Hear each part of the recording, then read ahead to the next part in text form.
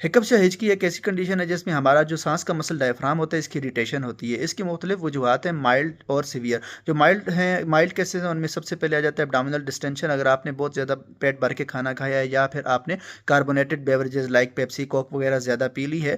इसके अलावा अगर आपने चाय जो है गर्म चाय पी और उसके बाद आपने ठंडा पानी पी लिया, या फिर आपने गर्म शावर लिए और उसके ऊपर आपने ठंडा शावर ले लिया, या फिर एक्साइटमेंट, स्ट्रेस, इन सब से आपको हिचकी या हिकअप्स हो सकती हैं। और इसका इलाज जो है वो बहुत आसान है। आप अगर अपने कैरोटिड इस जगह का मसाज करें तो इससे भी ये बेहतर हो सकता है। इसके अलावा अगर आपने दानेदार चीनी खा ली उससे भी ये इसमें फ़र्क पड़ सकता है।